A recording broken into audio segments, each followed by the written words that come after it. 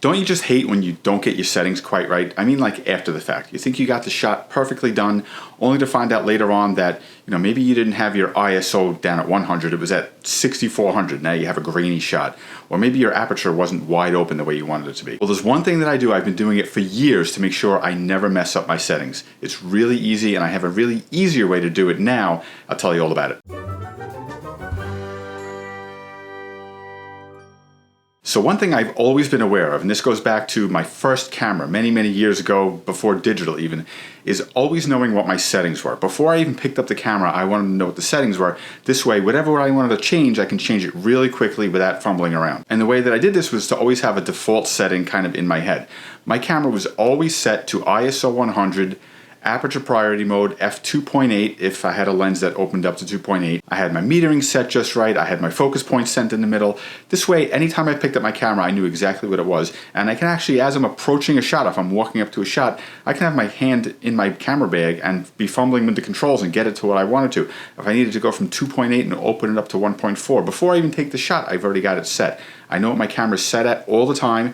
This way, when I'm ready to go, when I pick it up, I know what it's at, I know what I need to change it to. But then when I'm done, what I always have done in the past, when I'm done, let's say I had to crank the ISO up to 1600 and I was shooting wide open at 1.4. Maybe I had changed the focus to AI servo instead. But when I was done doing that, I would automatically change it back to ISO 100, change my aperture back to 2.8, change my focusing back to one shot. This way I know what it's always set at. And that's something that I still do now, and you can definitely still do. But there's some features in some of the newer cameras. I've had it ever since I think the 5D3, is setting a custom mode on your command dial or in your command settings basically. So you can set your camera to aperture priority, shutter priority, manual, bulb, all of those things. But then in some cameras they have settings kind of at the end that are custom settings. You can basically set up your camera any way that you want, customize it, and then register that setting in your camera. So that's exactly what I did. Basically, I got my camera set up to my default setting the way I always want it to be, and then I registered that setting as my custom mode, custom number 1. I have 3 in my Canon R. That's set that to custom mode 1, and then whenever I turn my camera on, it's always set there. So I have my ISO set to 100, I have my aperture set to 2.8, I'm in aperture priority mode, I have my metering set to evaluative metering, I have my camera set to continuous high-speed shooting, 1-point autofocus, focused in the middle, and that's the way my camera is every time I pick it up. So basically what I do is my camera is always in custom mode 1, which is those settings, the way that I like them, and then I know when I pick up my camera, if I need to change out of that, change to anything, I can quickly change out of that coming from that same starting point. Now that's helped me immensely in my shooting. Number 1, to know basically where I'm starting from, and then to be able to make sure that I'm not leaving it in that setting for future. So if I'm shooting indoors and I'm shooting at ISO 6400, which you need to do in dark situations sometimes, and then I go back outside, now I'm shooting in the bright sunshine, maybe I don't notice that I'm getting really fast shutter speeds, but I'm still shooting at ISO 6400 out there. There's no reason for that. You don't need it. You want to get a nice, smooth, not grainy shot, but now you didn't even notice, you're done with the shot, and you really didn't realize till later. Or maybe you had it in AI servo and you were tracking faces and then realize later on when you go take another shot and it's not actually locking focus on everything, well that's why. And maybe you missed the shot because of that.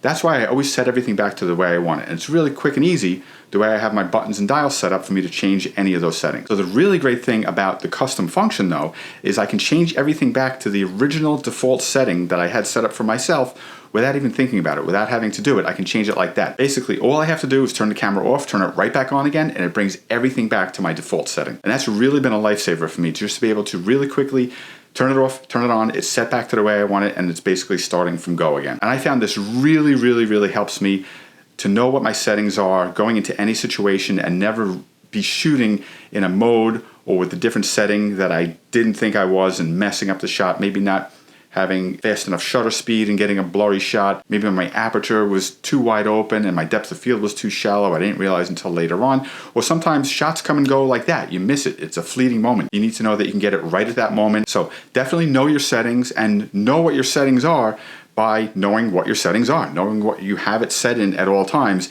And if you have custom modes in your camera, definitely take advantage of them. Not just for this. For this, like I said, I have it set up in my default. Every time I turn the camera on, it's automatically in my default setting. But if you have multiple custom modes, set it to whatever you want. When I'm at the theme parks and I'm shooting dark rides, I have certain settings that I use particularly for dark rides. So I can just switch over to custom mode number 2 and my camera automatically falls into those settings. I don't have to think about it. I don't have to make sure I change everything, but if there's 6 different things that I change and I only change 5 of them, maybe that messes up my shot. This way, I know exactly what it is. So that's a quick and easy fix. Like I said, if you have the custom modes, definitely use them to your advantage. Use them like that. If you don't have custom modes in your camera, just have a default thing, something in your head. Have a default place where you start. ISO 100, f2.8 or f4.0, in aperture priority. Make sure that your metering mode is what you want, your focus mode is what you want, and always reset it. When you're done shooting, when you're done taking a burst of shots for a half hour or whatever, and you're going from point A to point B, reset it to that original setting. Bring it back to what it was. Make sure you know what everything is. This way you know you're not going to accidentally have anything in the wrong setting or the wrong mode. So that's a little tip. Definitely try it out. I hope it helps you out. If you have any other tips, anything along these lines that kind of help you keep straightened out and keep organized, especially out in the field shooting, in pressure situations when you got to get it done on the fly, any tips or anything that you have, definitely put them in the comments below. We'd love to hear from you. I'm going to put up a couple of videos here, just some other photography tips and tricks that we have for you if you want to check those out. Thanks a lot for watching, and we'll see you next time.